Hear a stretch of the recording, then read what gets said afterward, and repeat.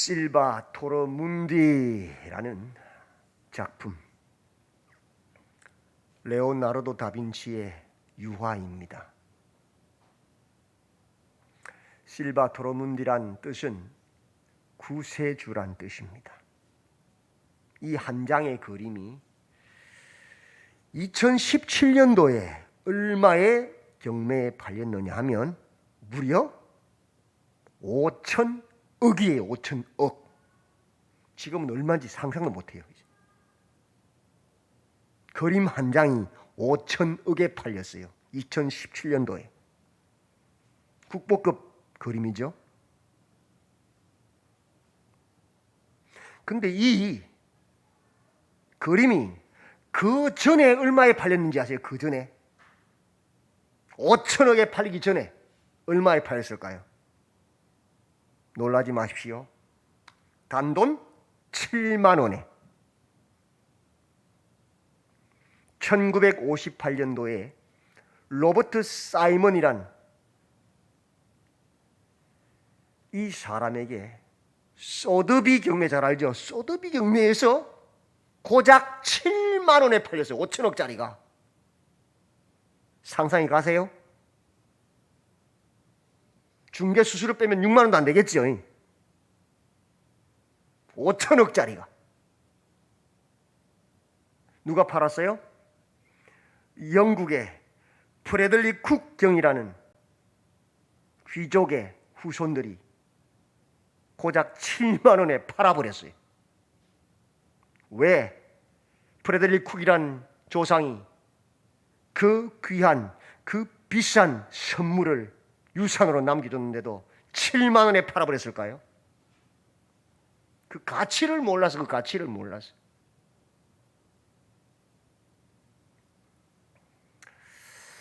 프레들릭 쿡이 이 귀한 그림을 사서 집에 창고에 보관했겠지요. 옛날 시대니까. 그리고 죽고 그 다음 후손들이 그 창고에 들어가서 봤겠지요. 근데 오늘날은 오래된 그림이나 골동품들을 절대 손 안 대잖아요. 그죠? 왜? 가치가 떨어지니까 손 대면. 맞죠? 근데 그 시대에는 그런 개념 자체가 없었어요. 이 그림을 딱 보니까 가치를 모르니까 내 마음에 안 들어. 그래서 왼쪽 그림, 얼굴도 둥근 얼굴을 가름하게 고쳐서 덧칠을 한 거예요. 덧칠. 내 마음에 들도록 그림을 고쳐버린 거예요. 그렇게 고치고 또 시간이 지나 보니까 그 후손들은 이게 도대체 무슨 그림인지 모르는 거예요. 그래서 실종됐어요, 그림이. 그러다가 한참 뒤에 후손들이 보고는 그냥 에이 뭐 이거 뭐 이런 게 있어, 팔아버린 거예요. 그냥 경매로 7만 원에.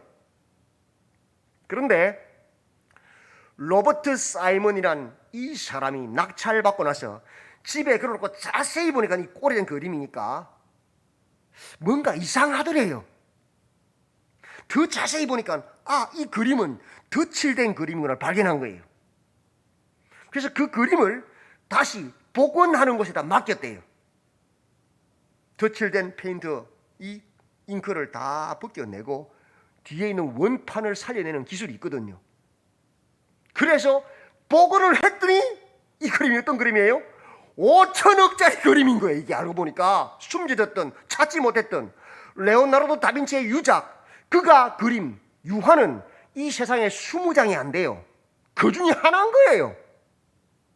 역사 최근래 20년 동안 제일 비싸게 거래된 그림인 거예요. 이게. 왜 이 엄청난 작품을 7만 원에 팔았어요? 그 선물의 가치를 몰라봐서 그래요. 오늘날도 마찬가지입니다.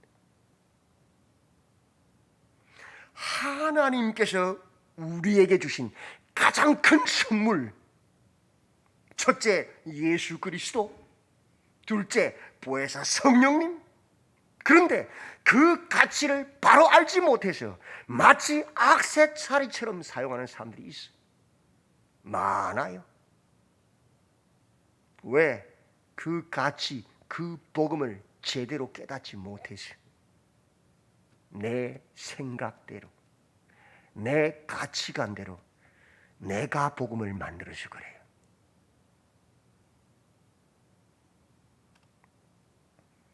첫 선물 예수 그리스도는 우리로 하나님의 자녀가 되는 권세와 특권과 은혜를 주셨습니다. 그의 피로, 그의 보혈로 우리 죄를 씻어서 그를 구주로 영접하기만 하면 너는 죄가 없다, 너는 의롭다 하시는 하나님의 자녀가 되는 특권과 은혜를 주셨어요. 맞지요? 하나님의 유산, 그 축복을 그 자녀로서 누릴 그런 자격을 주셨어요. 그분이 누구예요? 예수 그리스도입니다. 어떻게 함으로? 그를 나의 구주로, 액세서리가 아니고 정말 내 생명을 바쳐도 좋은 참 구주로, 구원자로 영접하는 자에게.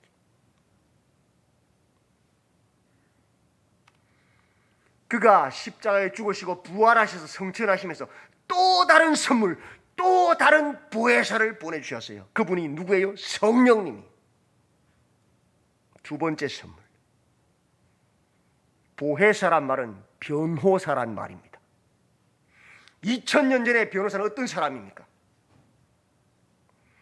어떤 가난하고 힘없는 사람이 모함을 당해서 재산을 다 뺏기게 됐어요. 그리고 자기는 죄인으로 잡혀가게 됐어요. 그런 급박한 상황 가운데 이 힘없고 연약한 가난한 사람이 할 수 있는 게 뭐가 있습니까? 그 지위에서 가장 유지, 존경받는, 등망 있는 그런 분을 찾아가는 거예요. 그리고 말하는 거예요. 선생님, 존경하는 선생님, 모든 사람의 존경을 받는 등망 있는 선생님, 제가 실은 이래 돼서 이런 누명을 쓰고 내 온 재산을 다 빼앗기게 됐습니다. 아무도 내 말 들어주지 않습니다 할 때에 그 등망 있는 지혜 있는 그 등망가가 들어보니까 맞거든요. 아, 이거 잘못됐구나. 그래서 사람들에게 딱 나서는 겁니다. 내가 들어보니 이 사람은 죄가 없어. 저 사람이 나쁜 사람이요 해서 그를 건져내주는 거예요. 맞죠? 그게 변호사예요. 보혜사가 누구시냐? 우리 같은 죄인을 사단이 하나님 앞에서 정죄할 때에 우리를 변론하시는 변호사요. 우리가 세상에서 쏘가서 사단에게 쏘가서 세상 술에 취하여 그것이 다인양 따라갈 때에 우리에게 찾아오셔서 가르치시고 예수님의 말씀을 생각나게 하시고 우리를 바른 길로 인도하시는 보호자요. 그분이 누구시라고요? 성령님, 보혜사요. 그분을 보내신 날이 오순절, 오늘 성령 강림 주일이에요. 보혜사 성령님은 교회가 시작되게 하십니다. 성령이 내 안에 들어왔을 때에 내 안에서, 내 마음속에서 교회가 시작되는, 그때서 비로소 교회가 시작되는 거예요. 성령께서 우리 가정에 오셔서 주인 되실 때에 우리 가정이 그때 비로소 교회가 되는 거예요. 가정교회가. 성령님께서 내 직장에 오셔야 내 직장이, 기업이 하나님의 나라, 교회가 되는 거예요. 그때부터. 성령님께서 우리 교회 안에 들어오셔서 우리와 함께 하셔야만 우리 교회가 하나님의 교회로 그때부터 시작되는 거예요. 아무리 많은 사람이 모였어도, 아무리 교회로 오래 다니는 사람이 모였어도 성령이 함께 하지 않으면 그건 교회가 아니에요. 그래서 우리를 변화시키시고 땅끝까지 복음을 전구하는 능력을 주시는 거예요. 돈이 주가 아니고 권력이 주가 아니고 예수가 그리스도라고 외치는 그 복음을 전거하는 그 능력을 주시는 분이 누구예요? 성령님이에요. 하나님의 자녀로서 온전히 살아가게 하는 능력, 거룩한 삶을 살게 하는 능력이 어디서 나오느냐? 우리의 노력이나 열심이 아니에요. 종교성에서 나오는 게 아니에요. 성령이 내 안에 들어오셔야 내가 바뀌는 능력을 받는 거예요. 그게 성령님이에요. 하나님의 큰 선물이지. 그래서 예수님께서 성천하시기 전에 제자들에게 분부하십니다. 예루살렘을 떠나지 말고 내게서 들은 바 아버지께서 약속하신 것을 기다리라. 그것이 뭐예요? 성령이라. 성령을 세례 받으라. 그리고 시작하라는 거예요. 왜? 성령으로 세례받지 않으면 내 열심으로, 종교심으로, 내 지식으로 일하게 돼서 하나님의 교회를 흐트러뜨리거든요. 오염시키거든요. 하나님의 일을 방해하게 되거든요. 잘못된 복음 때문에, 내가 복음 때문에, 내가 만들어낸 신 때문에.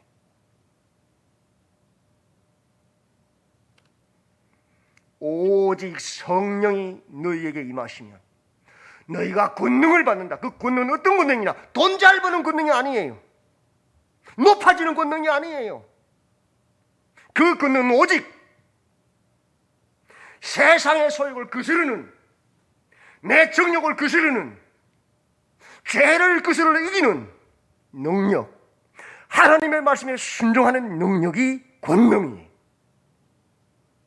그 능력을 가지니까 내가 변화되었고, 그 능력을 가지니까 사람들이 우리를 보고 예수 믿는 것이 다르구나.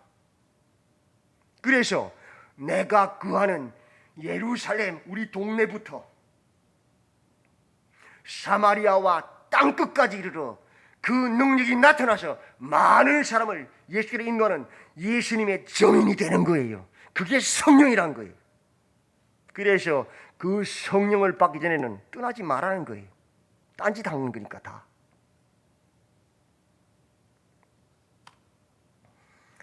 권능, 세상을 변화시키는 능력입니다. 땅끝까지 이르러 예수님만이 구원자라고, 예수님만이 하느님이라고 증거하는 능력이라고. 돈이 아니에요. 권세가 아니에요. 요엘서 2장 28절에서 구약 성경에 이 성령을 예언합니다. 그 후에 내가 내 영을 만민에게 부어주리니 너희 자녀들이 뭐 한다고요? 장래일을 말할 것이다. 장래일, 똥으로 가라, 서로 가라, 이 사업하면 대박이다. 그게 아니고 무당들이 하는 그거는. 성령이 말씀하시는 장래일이 뭐예요? 성경 말씀이잖아요. 머지않아 예수님이 다시 오실 것이다. 그날에 심판하실 것이다. 그날을 말씀으로 준비하고 기다리고 기도해라. 그때 주님께서 너희를 영접하실 것이다. 그렇지 않으면 심판을 받아 지옥의 유황불못에 떨어질 것이다. 그게 뭐예요? 장래일이잖아요. 그게 장래일 복음이잖아요. 성령을 받으면 우리 자녀들이 장래일, 미래의 일, 복음을 이야기한단 말이죠. 맞지요? 그게 성령이란 거예요. 딴 게 아니에요. 늙은이들이 꿈을 꿀 것이다. 어떤 꿈? 개꿈이 아니에요. 망상이 아니에요. 야, 노후에 이런 일하면 대박 나겠다. 그런 꿈 아니에요. 그건 썩을 꿈이죠. 성령 주시는 꿈요. 내가 평생 교육가로 학교에서 선생님으로 살다가 은퇴했어요. 성령께서 꿈을 주십니다. 이제 시간이 있으니까 주일날 교회 가서 주일학교 아이들에게 복음을 가르치는 교사가 돼야 돼요. 그렇게 살다 가야 돼요. 그게 성령 주시는 꿈이라고요. 평생 자가용을 고치고 수리하는 그런 일을 하다가 은퇴하셨어요. 성령께서 주신 꿈이 뭐예요? 자동차 수리공이 부족한 아프리카 같은 그런 오지에 가서 자동차를 수리하면서 예수 그리스도의 복음을 전해야지. 그게 성령 주신 꿈이라고요. 주일날 교회 가서 우리 성도들의 차량을 관리하고 주차 관리를 하고 그렇게 교회를 섬겨야지. 그게 주님 주시는 꿈이라고요. 노후에.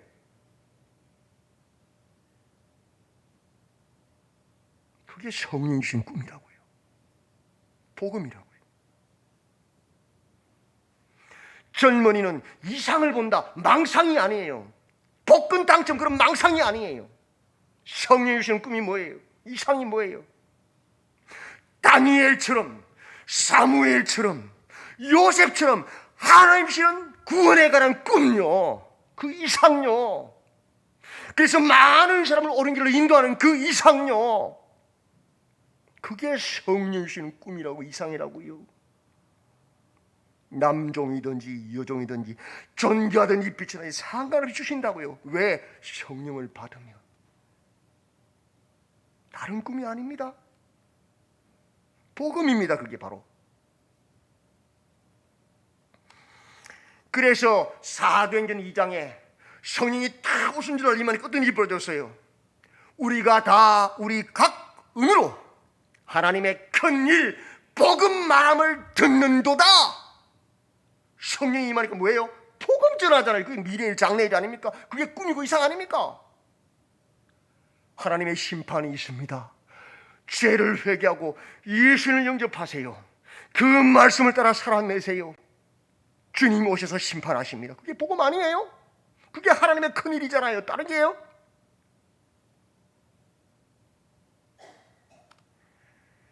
성령이 충만하니까 사도행전 5장에서 그들이 날마다 성전에 있든지 집에 있든지 예수는 그리스도라, 예수가 구원자라고 가르치기와 전도하기를 그치지 않잖아요. 성령에 충만하지 않으면 돈이 그리스도라고 가르치잖아요. 아이들에게도 맨날 돈 타령하고 공부 그것이 그리스도라고 가르치잖아요. 그런데 성령이 충만하면 예수가 그리스도라고 가르치는 거예요. 그게 성령이 하는 일이에요.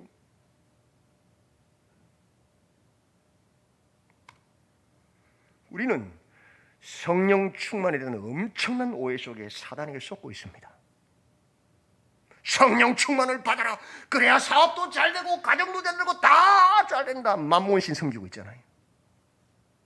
성령이 오시면 하신 게 뭔데요?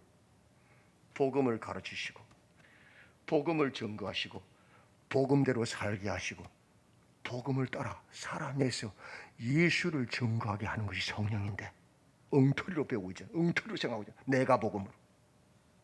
오염된 거짓 복음요.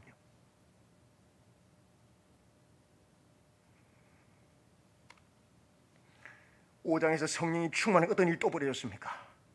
자신의 명예를 위해서 밭을 팔아서 일부를 감춰두고 다 팔은 것처럼 외식하고 가식하고 교회를 속인, 그것으로 해서 교회를 오염시킨 아나니아와 삽비라 죽여버리잖아요. 무질서와 거짓을, 외식과 가식을 교회에서 끊어내버리잖아요. 그래서 온 성도들이 깨닫고 두려워하고 거룩을 지켜내도록 교회의 거룩성을 지켜내는 일을 하잖아요. 성령이 맞죠? 세상 것들이 교회에 들어와서 활동하지 못하도록 막아내는 게 성령이에요. 무리 짓고 당 짓고 세상의 이권을 따라 세상 가치에 따라 교회를 움직이는 그런 짓 못하게 하는 거예요.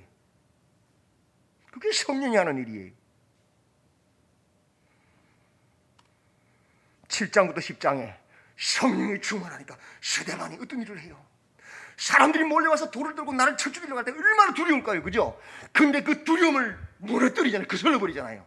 오히려 웃으면서 복음을 전하고 맞아 죽으면서도 하나님을 찬양하고 죽잖아요. 맞죠? 그게 성령이 하는 일이라고. 복음 전하는 일. 사울이 왜곡된 성경관으로, 왜곡된 열심으로 수많은 그리스도인들을 다메섹까지 가서 잡아 죽이고 가두려고 달려가자고 공들고 그죠? 그런데 성령을 딱 받아들여버려요. 싹 바뀌어버리잖아요. 오히려 예수가 그리스도라고 외치고 증거하고 다니잖아요. 맞죠? 그 왜곡된 나의 열심도 변화시키는 게 뭐예요? 하나님의 성령이 하는 일이에요. 무엇을 위해서? 복음 증거하기 위해서. 베드로, 전통적인 유대인, 장로들의 전통을 가지고 끊임없이 살았던 그 사람. 근데 성령이 임하면 어떤 일이 벌어져요?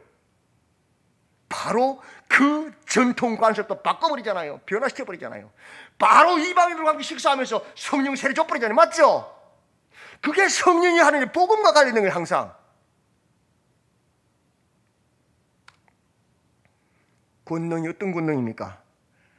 내가 변화되는 권능요.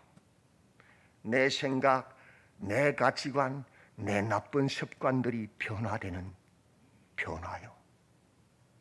그 변화를 통하여 내 가정이 변하고 내 이웃이 변하고 땅끝까지 복음이 증거되는 정인되는 변화요. 그게 성령이 하시는 일이란 말이에요.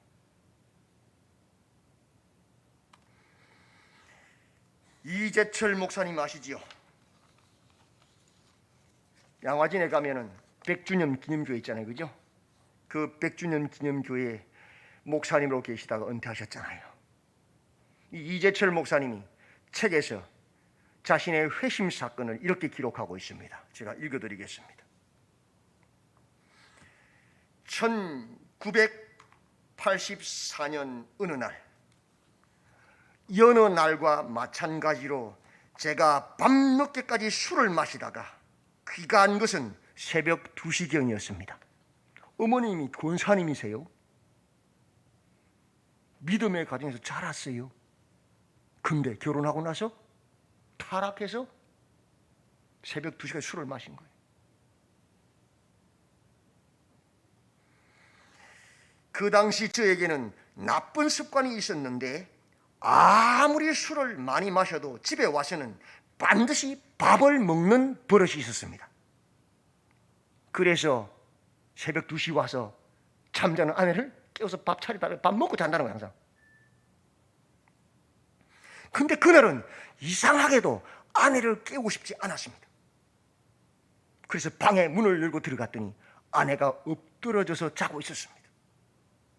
머리맡에 성경책이 있는 것을 보아 성경을 읽으면서 저를 기다리다가 잠든 것이 분명했습니다. 그런데 엎드린 아내의 얼굴 밑에 하얀 노트 한 권이 깔려 있었습니다. 갑자기 그 노트가 보고 싶어서 살며시 노트를 뺐습니다.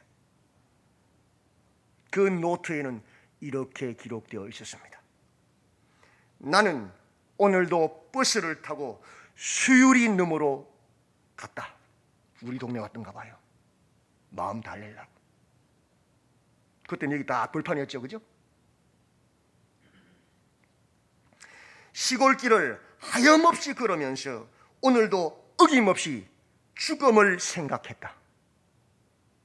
약을 먹고 죽을까? 아니면 손목을 그어서 죽을까? 그러나 그것은 내가 취할 길이 아님을 다시 한번 확인하고 돌아왔다. 나를 살리기 위해 십자가에서 돌아가신 주님께서 주님의 뜻을 위해 내게 주신 남편이므로 나는 사랑해야만 한다. 나는 할 수 없지만 주님께서 사랑하라 명령하심으로 나는 사랑해야만 한다. 주님, 도와주세요. 나의 약함을 주님께서 잘 아시잖아요 라고 쓰여져 있었습니다. 노트는 여기저기 눈물로 얼룩져 있었습니다. 이 글을 읽고 저는 도무지 잠을 잘 수가 없었습니다. 심장이 멎는 것 같았고 귀에서는 커다란 북소리가 울렸습니다. 저는 노트를 내려놓고 서재로 들어가 소리를 죽여가며 얼마나 울었는지 모릅니다. 세상에 태어나 처음으로 적나라한 나의 모습을 깨달았기 때문입니다. 제 아내는 오직 저 한 사람을 믿고 자신의 인생을 제게 맡겼습니다. 그러나 그 아내가 나로 인하여 죽음을 생각하고 있을 때 나는 도대체 무엇을 하고 있었습니까? 아내가 깰까 봐서 소리도 못 내고 훌쩍훌쩍 울고 있는데, 한참을 회개하며 울고 있는데 등 뒤에서 무언가 따뜻한 것이 나를 꼭 껴안아 주었습니다. 혹 아내가 깨서 보았구나 싶어서 고개를 뒤로 돌렸는데 아무도 없습니다. 다시 또 엉엉 울고 있는데 또 두 번째 등 뒤에서 따뜻하게 나를 안아주는 겁니다. 또 뒤를 돌아봤는데 아무도 없습니다. 세 번째 또 슬피 울고 회개하고 있는데 그때 음성이 들려왔습니다. 성령의 소리지요. 나의 사랑하는 제철아, 나는 너를 한 번도 버린 적이 없단다. 저는 깜짝 놀랐고 그 음성은 계속되었습니다. 내가 나를 버리던 그 순간에도 나는 줄곧 너와 함께 있었단다. 앞으로도 나는 영원토록 너와 함께할 것이다. 나는 너를 사랑하기 때문이란다. 그것은 분명 주님의 음성이었습니다. 저는 얼마나 감격했는지 모릅니다. 제가 가장 처참한 절망과 비통 속에서 몸부림치는 그 순간에 주의 영이신 성령님께서 바로 그 자리에서 저와 함께 하시며 당신의 사랑으로 저를 품고 계셨습니다. 성령님께서는 제가 의식치 못할 때에도 언제나 제 곁에 계셨습니다. 그러나 제가 저 자신의 능력을 신봉하는 오만에 빠져 있을 때 성령님께서는 저의 주인이 될 수 없으셨습니다. 하지만 비참한 제 실상을 발견하고 절망 속에서 낮고 낮은 마음으로 주님의 긍휼하심을 간구할 때 성령님께서는 제 마음속에 들어오셔서 제 주인이 되시고 저를 지배하기 시작하셨습니다. 그리고 그 순간부터 저는 이상한 힘을 느끼게 되었습니다. 제가 그토록 즐기던 술과 담배가 냄새마저 역겨워진 날도 그날부터였습니다. 손에서 떠나지 않았던 트럼프와 화투가 보기도 싫어진 날도 그날부터입니다. 친구들과 동료들 그리고 사랑하는 가족들이 다 제가 변했다고 말하기 시작한 것도 그날부터입니다. 제 가정과 저의 일터가 진리 위에서 바로 서기 시작한 것도 바로 그날부터였습니다. 그로부터 만 8년 3개월이 지난 오늘 저는 여러분 앞에 목사로 서 있습니다 라고 기록했습니다.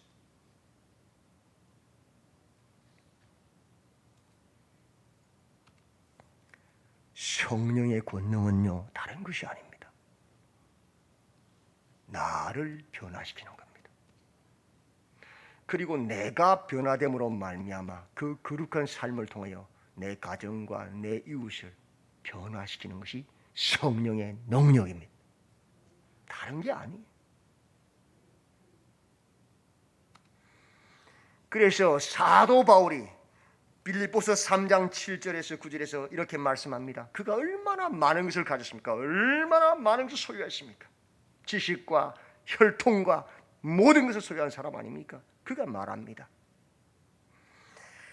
무엇이든지 내게 유익하던 것을 내가 그리스도를 위하여 다 해로 여긴다고. 왜? 그런 것들이 나로 하여금 하나님의 말씀에 순종하지 못하게 하고 하나님을 하나님으로 바로 섬기지 못하게 하는 바로 방해물들이니까요. 그걸 깨달았으니까요. 내 지식과 내 경험과 내 혈통과 내 모든 것들이 예수를 하나님으로 바로 섬기지 못하게 하는 방해물이 되고 있었거든요. 그래서 그 모든 것을 배설물로 여긴다고 고백하지 않습니까? 그것이 성령의 고백 아닙니까? 성령이 충만하면 복음 때문에 매맞고 찢기고 감옥에 갇혔어도 세상을 거스르는 그 능력으로 기도하고 감사하고 하나님을 찬양하지 않습니까? 그게 성령의 능력 아닙니까? 그래서 이재철 목사님의 사모님 그렇게 매일매일 죽고 싶어서 고민하는 죽음의 길 앞에서 왔다 갔다 하면서도 끊임없이 남아서 기도하고 하나님의 사랑을 확인하고 결국 그 남편을 변화시켜서 우리나라에서 유명한 목사님으로 복음 증거하는 복음 증거로 만들었지 않습니까? 그게 복음의 능력, 성령의 능력 아닙니까? 아멘. 그 복음으로 교회가 세워집니다. 성령에 충만하면 그 핍박과 환난 가운데도 하나님을 찬송하고 기도하고 복음을 전해서 가는 곳곳마다 교회가 세워지지 않습니까? 그래서 성령으로 말미암아 교회가 시작되는 겁니다. 어디서든지. 맞지요? 그 성령이 충만하면 간절한 마음으로 말씀을 받습니다. 먼저. 그리고 그러한가 하여서 날마다 성경을 상고하고 묵상하는 게 성령이 하는 일이잖아요. 맞죠? 그게 성령의 능력이에요. 어떻게 돈 벌까? 어떻게 높아지라고 묵상하는 게 아니고 어떻게 말씀을 따라 살까? 성경이 뭐라고 말씀하시는가를 묵상하고 고민하고 그게 성령이에요. 어디서든지 어떤 상황에서도 두려워하거나 침묵하지 않고 예수가 그리스도다 외치는 거예요. 아무리 가까운 사람이 아무리 힘을 가지면 어떤 압력을 넣어도 아니 예수님이 나의 구원자야 고백하는 거예요. 그게 다른 거잖아요.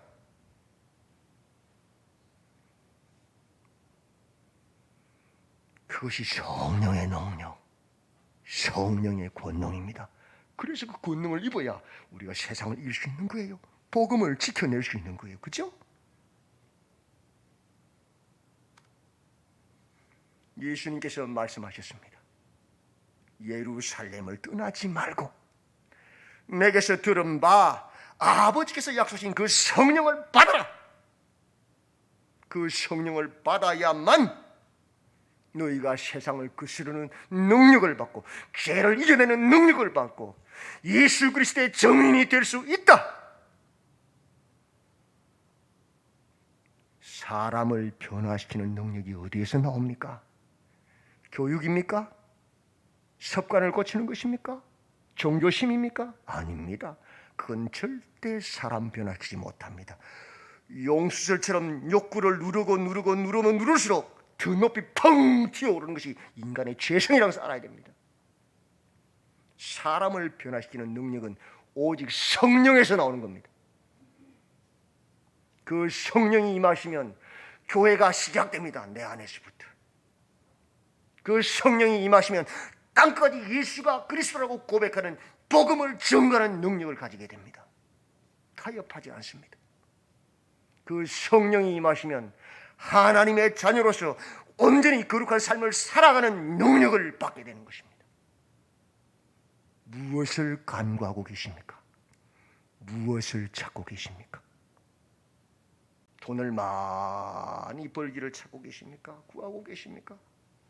더 높아지기를 찾고 구하고 계십니까? 내 영향력이 높아지기를 바라십니까? 썩을 것들입니다. 배설물들입니다. 오히려 그런 것들이 나로 하여금 나를 죽이지 못하게 하고 내 자존심을 세우게 하고 하나님 말씀에 순종하지 못하게 하는 배설물이요 방해물입니다.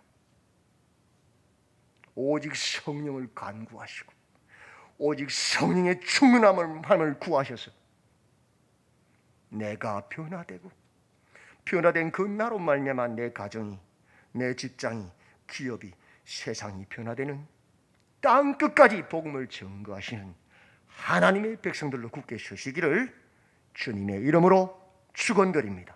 아멘. 하나님, 성령이 임하시면 세상을 거스르는 욕망을 거스르는 죄를 거스르는 능력을 가지고 어디에 있든지 예수가 그리스도라고 증거하는 예수님의 증인이 된다고 하셨습니다. 그러기에 주님께서 성령을 받기 전에는 예루살렘을 떠나지 말라고 제자들에게 당부하셨습니다. 세상 술에 취하여서 잘못된 세상의 가치관이 내가 복음 때문에 하나님을 대적하는 어리석음이 없게 하시고 세상 것을 찾고 구하는 어리석음이 없게 하시고 오직 성령을 찾고 구하여서 그 성령으로 권능을 받고 변화되어서 주님 오시는 그날까지 예수가 그리스도시라 증거하며 주님의 사명을 감당하는 우리 모두가 되어서 주님 오실 때에 잘하였다고 칭찬받는 우리 백성들이 되도록 도와주시옵소서. 예수님의 이름으로 기도드리옵나이다. 아멘.